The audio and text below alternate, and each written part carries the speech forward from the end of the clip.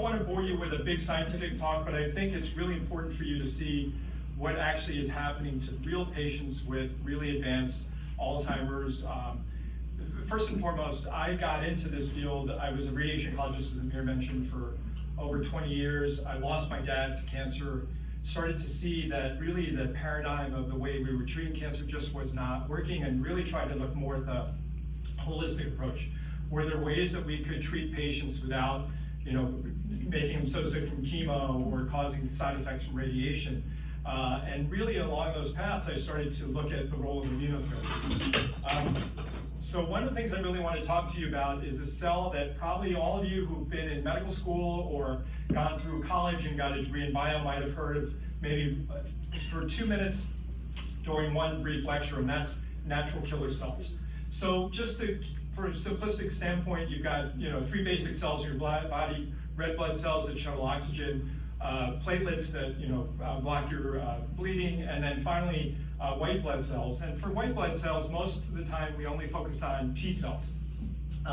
But within the white blood cells, there's a cell called natural killer cells, and they actually play a tremendous role across human function. And when we talk about sort of the whole mind body, there's a lot of evidence that stress, lack of sleep, a lot of things can really start to affect your immune system. But specifically, the natural killer cell has 40 receptors, and think of it as a blind person who uses their fingers to read Braille. In much the same way, these natural killer cells police your body, and through these receptors can determine what's normal of self and should be left alone, or what's disease and abnormal, whether it be a cancer cell, a virally infected cell, or sometimes when your own immune system has gone rogue and is attacking yourself. But as we get older, or as our lifestyles change, our immune systems can get very weak. And if you recall during finals, right, during college, there was always the one kid in your class that would break out in a cold sore. And part of that was from lack of sleep or stress, allowing sort of the natural killer cells to get weak and for viral infections to sort of reactivate. And so there is a lot of evidence that there are things that we can do to boost our immune system, whether it be healthier lifestyles, reducing the stress, maybe the plant medicines, maybe even some nutritional supplements. But what I'm talking about is when people have really advanced disease, probably those types of steps are really not going to make much difference. Now, with regard to the key element that I want you to take home as I show you more and more data, is that in the normal body, we have times where something elicits an immune cell called T cells to start to attack parts of our healthy bodies. So if you look at a lot of autoimmune diseases, people who have painful joints and rheumatoid arthritis, or psoriasis, skin lesions, or sometimes their bowels get in an uproar and they have inflammatory bowel disease. At that moment, if you look at the patient, you draw their blood, and you isolate the natural killer cell, you'll see 2 things. One, either they'll have less natural killer cells than what you normally have, or the natural killer cells be very weak in terms of their ability to kill. So at our core, what we've developed is a technology that we can take anyone's weak natural killer cells and make them very, very strong and give them back to patients. But this is the challenge. Natural killer cells are very, very difficult to get to grow. Just to give you 3 tenets of our technology, one is that we were able to show the US FDA whether or not we took natural killer cells from healthy young subjects or heavily pretreated cancer patients, that we could get the cells to grow. But if you have weak, sort of deficient natural killer cells, and all we're doing is making more weak deficient natural killer cells, we would argue this is not going to be biologically beneficial to patients. So the second thing we're able to do down below, that where it says the cytotoxicity, the dotted line is if I was to come and draw any of your blood right now, isolate your natural killer cell and put it on a plate of leukemia cells at various ratios, if you go all the way to the right, meaning I took 5 of your healthy natural killer cells against 10 leukemia cells, you don't see much killing. But after we've had a chance to really supercharge and grow your natural killer cells, you can see you get this increased amount of cytotoxicity. The final part I just want to mention, as I mentioned, the natural killer cells have these 40-light finger projections. And the same thing, what we're able to do is really optimize and maximize the expression. So by the time we give these cells back to patients, we have not genetically modified them, but we produce billions of highly enhanced cells that have the killing potential as well as the sensitivity to recognize what's normal and what should be left alone. And this is just to show you that there's a clinic in Japan that does roughly $30 million a year in longevity wellness. People, crazy rich Asians, come from all over, go to this clinic to get treatment to try to stay healthy. And when I went to meet with them, they were so proud of their cells. They said, here, take some of our NK cells, we'll hold them up against yours. And you can see the 2 samples that they gave us down below, their cells are pretty wimpy compared to ours having a very high level of killing. Now, what we do for our clinical trial is we draw 100 milliliters of peripheral blood. From that, we take it to our GMP down in Orange County, we isolate the natural killer cells, and we put it through the process, and we produce about 30 doses that are frozen, and we can ship these doses anywhere in the world. They're given, sent to the bedside, patients come in as an outpatient, we hook them up, give them the infusion, there's no medication, no cytokine support, they're in and out, and we use a center here in Santa Monica for a lot of our clinical trials. Now, the issue really, what I wanted to talk about is how our NK cells seem to be working both in Alzheimer's as well as Parkinson's. And just to give you an idea of the major problem that we face as a society is that they estimate by 2030, so just in the next 5 years, there'll be 75 million people in the world that'll have some form of dementia. This has become a major epidemic. And same thing with Parkinson's, about 25 million people worldwide. And the problem is, right now, all of the therapies and all of the billions of dollars that have been spent have not shown any ability to stop people from getting worse or make anyone better. The 2 recent drugs that have been approved in the United States have only been able to show that they slow the level of decline, and it's only for the early, what they call mild cognitive impairment population. Everyone beyond that, there's nothing that works.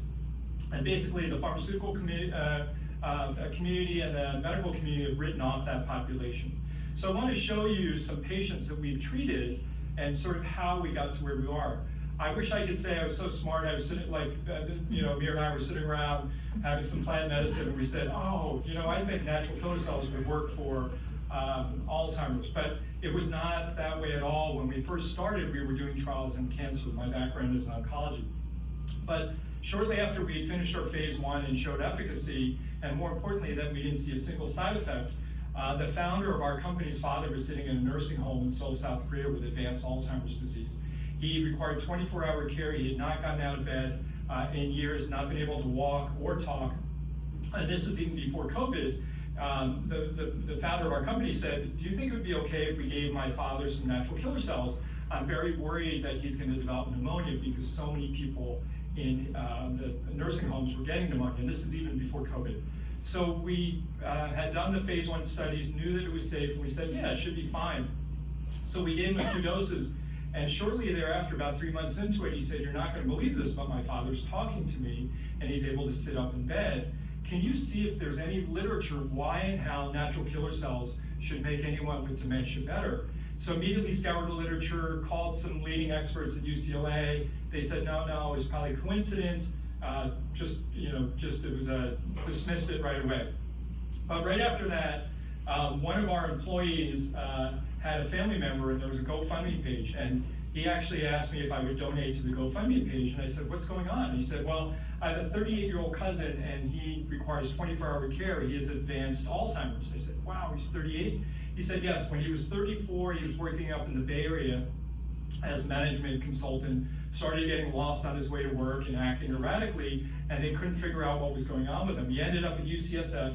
They did a full workup, and he was found to have this rare genetic mutation called PSEN1, which guarantees before the age of 50, he would have either full-blown Alzheimer's or frontotemporal dementia. By the time we met him, as I mentioned, he was in hospice. His care was over $15,000 a month, and it was bankrupting his family.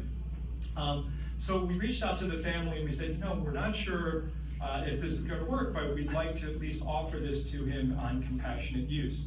And the family immediately jumped at it. So at that moment, I called the head of Alzheimer's at UCLA, Dr. Ming Guo, and I said, Dr. Guo, would you mind seeing this patient and following this patient independently because we don't know what to expect? And she said, fine. So she met the patient, Daniel, and at the time she called me, she said, wow, he's so bad, he can't even hold a pen or talk.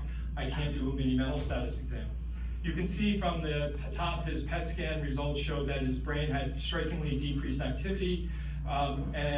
Just to give you a little perspective about this mutation, It actually affects about 4 million people worldwide, primarily of Asian descent.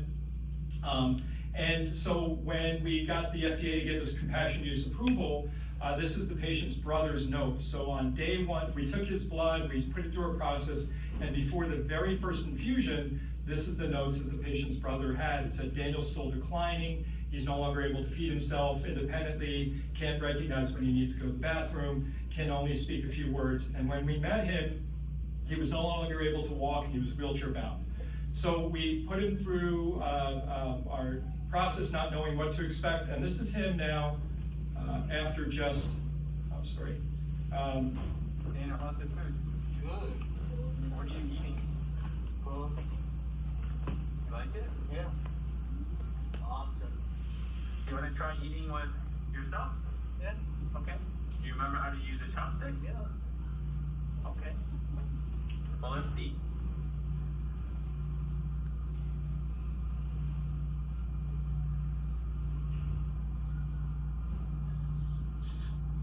So needless to say, when that happened, we were shocked. You know, again, he had not talked, been able to hold a pen or feed himself. And then after, this happened later that day, and this is after just 3 treatments. Now, again, when I met him, he was not able to walk or get out of a wheelchair.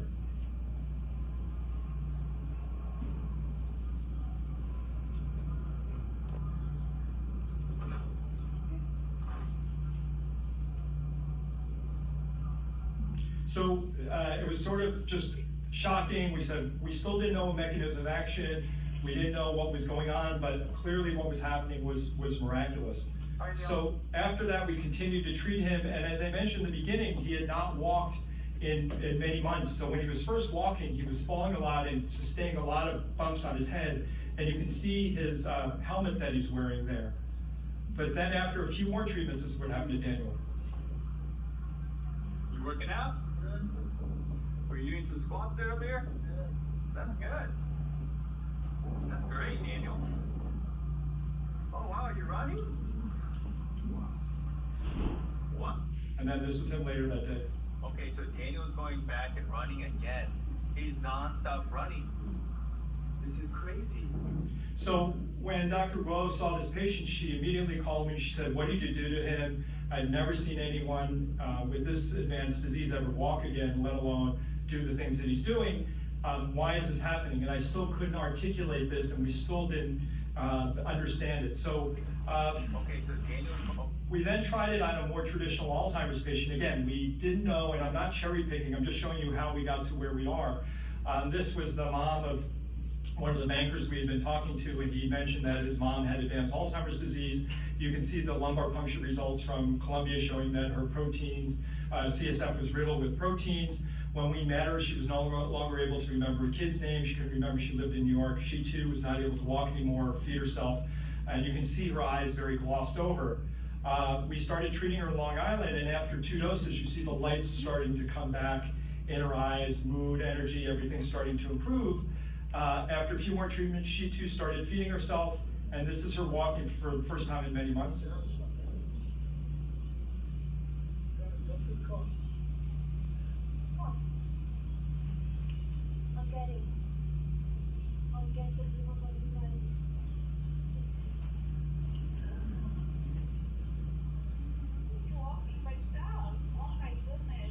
So that's her caregiver who for the last 2 years has had to physically pick her up out of the chair to take her to the bathroom. And now here she is walking by herself. And just think of the impact that caring for people with dementia has in terms of the loved ones, the toll it takes on the families, having to take off from work and all sorts of things. And one of our goals is to see if we can make patients more independent, what an impact that will have. But I'm going to show you a few more things about her.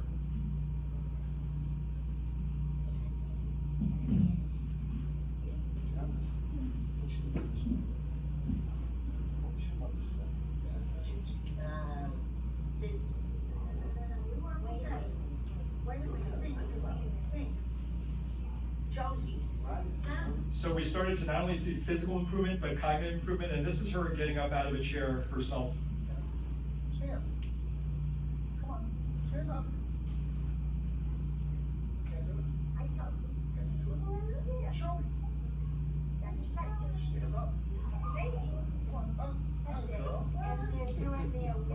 So for those of you who've been caring for a loved one with advanced dementia, to actually see them be able to do those things is quite remarkable. Just for the sake of time, I'm going to show what her neurologist said about her care. I first met Janice when we first began doing treatments. I'd say she was minimally verbal, except when we were trying to elicit something out of her. And now there is a tremendous amount of spontaneous speech, some of it incoherent, I think, because of the stage of dementia. But nevertheless, she's much more verbally active than she was in the beginning. And in terms of the testing in the office, we realized that she's had some improvement in the modified version of any mental we've been doing, where we asked her to perform certain tasks. In the beginning, she did nothing that was really asked of her, even when repeated multiple times. And now, often with little repetition, she'll follow 1 and now 2-step requests, which is definitely improved for her. So just to put it in perspective, we saw these patients, we still weren't sure what the mechanism was, but we felt like there really was something there. And when I would talk to other neurologists or Alzheimer's experts, they all told me to stay in my lane. I didn't know what I was talking about. I was an oncologist. But I couldn't ignore what I was seeing. And the normal way is you cure it, you come up with an idea, you cure it in a petri dish, you then cure it in a mouse, and then you take it into human trials. We were seeing it in humans, so I needed to try to figure out how and why we were seeing what we were seeing, and to be able to articulate this to the FDA. So just over the last 3 years, I felt like I couldn't give up on this. The founder of our company actually decided to kill the program, and I subsequently left the company because I just felt like there was something really there. I was not under any NDA or non-compete, so I was still allowed to try to figure out what was going on. And then, ironically, about 2 years later, he begged me to come back and take over. And I said I'd come back only if we made neuro front and center. And during those 2 years, I felt that I had come up with enough cogent arguments to satisfy the FDA, and that's what I want to show you, and then show you our clinical data. So the general hypothesis, which billions of dollars have been spent, is that you have these proteins that are mucking up the brain, whether it be amyloid proteins in Alzheimer's disease, or alpha-synuclein proteins in Parkinson's disease, or tau proteins in frontotemporal dementia. And billions of dollars have been spent to develop antibodies to bind to these proteins and remove them.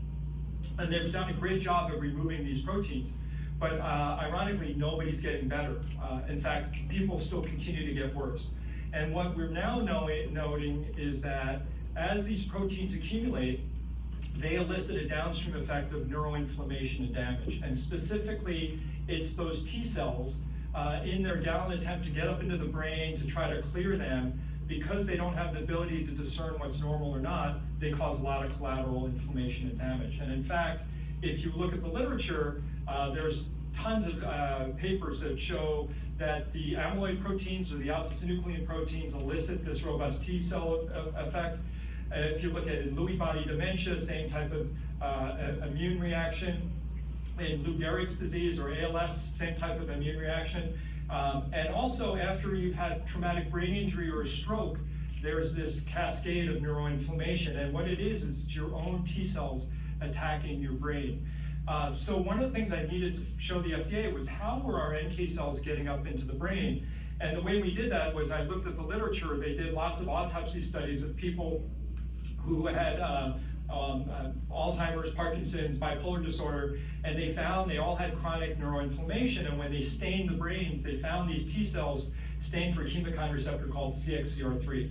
So immediately I went back to my team and I said, can you go back and look at our NK cells when we first draw them from the body? What's the degree of CXCR3 expression? You can see that most of us, if I was to draw your blood, you don't have much of expression right now. But it just so happened with our expansion process, we cause upregulation of that chemokine receptor. So this was the way I could at least say to the FDA, this is how our NK cells are getting into the brain. Now, once they get into the brain, as I mentioned, NK cells have the keen ability to determine which T cells are attacking your own body and which are not. The ones that are resting or not attacking your body don't have certain receptors. And so natural killer cells, when they come across the ones that are attacking your body, there's two receptors, DNAM1 and NKG2D, and they use these to determine those T cells that are causing the havoc. This is actually results from lumbar puncture samples that have taken from patients in our clinical trial. One, again, it shows that we have over 90% CXCR3 expression. That's again proving that our NK cells are getting into the brain via simple IV, but more importantly, they have the other two receptors that are required to attack these T cells. Now, if this was all our treatment did, meaning it cooled off the neuroinflammation, we would argue that this would represent a novel, a very exciting approach to treat Alzheimer's and Parkinson's and such. But the other part that people are now starting to realize is natural killer cells can also help remove proteins that accumulate in the brain, whether they be the alpha-synuclein proteins associated with Parkinson's disease, or Lewy body dementia, or the amyloid proteins. And in fact, what we did was we did a head-to-head comparison. So everyone thinks that there's a cell in your brain called microglia, and they're supposed to be the scavengers that clear the proteins. And we took microglia and our natural killer cells, and we fed them amyloid proteins, and we found that our natural killer cells phagocytosed and digest them as well as the microglia did. And when it came to alpha-synuclein proteins, our NK cells actually digested them much faster than the microglia. So this was the second part we were able to prove to the FDA that indeed our NK cells not only could get up into the brain, but then they could reduce inflammation and reduce or improve the protein accumulation. And the final part is that the natural killer cells can actually clean up dead neural tissue. So the idea is that it's kind of like somebody who has a decubitus ulcer, right? You want to clean out that dead tissue to allow some healing.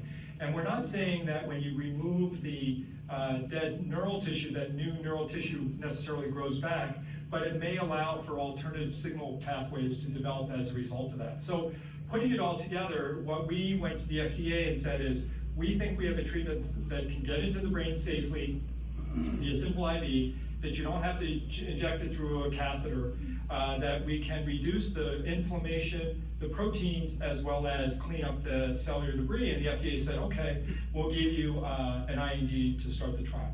So we did a pilot trial up front where we just did a simple phase 1 dose escalation trial. We needed to, one, show that it was safe, and two, that it got up into the brain. We looked at doses of 1 billion cells, 2 billion cells, and 4 billion cells. We only gave 4 doses. And what we did was we did lumbar punctures before the first dose of treatment, after 4 doses, and then 3 months later. We needed to show that indeed it was affecting real biomarkers in the CSF. So on the top upper left-hand corner, you'll see that's the amyloid AB4240. Now, counterintuitive, the lower the level of amyloid in the CSF, the worse the patients are, because that means it's all bound to the brain.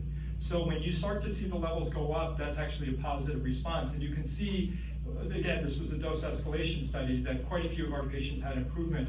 But more importantly, we were not limited to just one protein. We showed that the higher the number of the cells, we were also able to reduce tau proteins, which again are more associated with frontotemporal dementia. And then we were also able to reduce alpha-synuclein proteins, which are Parkinson's and Lewy body dementia. So here already we had something that potentially could be used across numerous neurodegenerative diseases, not just amyloid related. Now, when it came to cognitive function, we looked at a slew of things: clinical dementia rating scale, ADAS-Cog, MMSE. And just to give you perspective, on the left is the New England Journal paper for the lecanemab, Eisai's drug that just was approved. And this is for mild cognitive impairment. And what they did was they gave patients the drug and placebo. And sadly, both groups continue to get worse, right? But it's just with time, the group that got the drug tends to get worse at a little bit slower rate. And this is what they're applauding. This is, quote, the progress that we've made in Alzheimer's disease. And this is only for mild cognitive impairment, which represents about 20% of all Alzheimer's disease. So we're not even able to treat the rest of the patients that have this with this drug, and up to a quarter of these patients develop a brain bleed being on this. But this is the best that we have. From our study, we took much more advanced patients, and you can see the majority of our patients either got better or remained stable during that same period of time with only 4 doses. So based on that, the US FDA, we went back to the US FDA and we said, we'd like to use our highest dose, and we'd like to treat for a full year, whereas in the trial before, we only treated for 4 doses. And the FDA said, sure, why don't you go ahead? And so we just presented this data at the big Alzheimer's conference in Vienna 2 weeks ago. But just to show you the first 3 patients treated with our highest dose to date, these were all women with pretty advanced moderate stage Alzheimer's disease. The reason we chose moderate are these are the patients that are no longer capable of independent living, right? They leave the stove on, they can't remember where they went. And we found if we could improve this population, that we can convert them from moderate to mild, that we could perhaps make them capable of independent living and free up their families, and what a profound influence that would have on families. So wanted to show you that it was very safe. We didn't have one side effect whatsoever, not even one grade 1 side effect. Now, when it came to clinical dementia rating scale, again, remember the other studies where people just continue to get worse. You can see all of our patients, again, remained stable or got better, and one patient improved so much, she went from moderate stage to mild cognitive impairment. And again, this is her here. Now, her husband left me this message after the first. Good afternoon, Dr. Song. I can tell you I have tears in my eyes of happiness. For last 10 months or 11 months, one thing I noticed, our Alzheimer stopped going down. And I could see some progress, maybe 10 to 20% memory and cognition ability. And in last 1 month, there has been definitely a miracle. Many minute chores she used to forget, and I had to get after her to do it and get ready and all that. She is improving a lot. And I have a feeling that after almost 1 year, the therapy is working enough. So I just have to give you a perspective. So her granddaughter is actually in my daughter's class, and so I met her son, the patient's son, and the son said he just spent the last week with them on a spring break, and for the first time in many years, he couldn't even sense that there was something wrong with her anymore. And so from the science side, we again did biomarkers. We showed that this reduced 2 very important biomarkers that are correlative with brain damage and health, glial fibrillary acid protein and YKL-40, and it just so happened that these are the 2 biomarkers that seem to correlate with worsening of dementia in Alzheimer's, and yet those are the ones that were showing improvement. We showed not only improvement in the plasma, but also the glial fibrillary acid protein. We also showed improvement in the amyloid levels in the plasma and CSF, and based on that, we went back to the FDA, and the FDA gave us fast track designation. We have a randomized trial underway right now in moderate stage Alzheimer's disease where we're giving patients either ourselves or placebo. And we think by the end of the year, we'll have enough data to apply for accelerated approval. So our hope is that in 2026, we'll be able to treat many, many people who are in desperate need with this disease. I just have 2 more slides to point out. One other thing is that there's a lot of work on looking at early detection, right? So biomarkers have been shown. There was a study done in the UK where they looked at over 50,000 patients for 14 years, and they found that if you had these 4 elevated biomarkers, you were 2.5 times likely to go on to develop dementia. And 2 of them are traditional neurobiomarkers, but the other 2, the GDF15 and the LTB2, are not. And I asked our team to go back and analyze all of our data. We now have about 25 patients, and we've been able to show that we reduce these biomarkers as well. So imagine one day if you have ability to get tested, so let's say you're at a family member or you think something's a little off, and you have these biomarkers, our goal is to be able to then treat you with your own immune cells so it's safe, and to perhaps either delay the onset or prevent it altogether. And same thing with the other biomarkers that were done on a Swedish study. Lastly, I'll just mention that we also have approval from the FDA to begin a trial in Parkinson's disease. We've treated quite a few patients on compassionate use in Parkinson's and seen similar types of improvements. These are people that were refractory to carbidopa and Sinemet and all those therapies. And we hope to launch that trial later this year as well. But with that, I just wanted to say, thanks to allowing me to speak here. Sorry to go so fast and bombard you with a lot of data. But I do think a lot of the talks you heard today really come into play. It's the whole mind-body, and I think more importantly, it's not just your immune system being separate from your emotional status or the mental well-being. I think they all have a real close synergy. So I think we all need to study and do more plant medicines and then keep our immune systems healthy as well. So with that, thank you so much.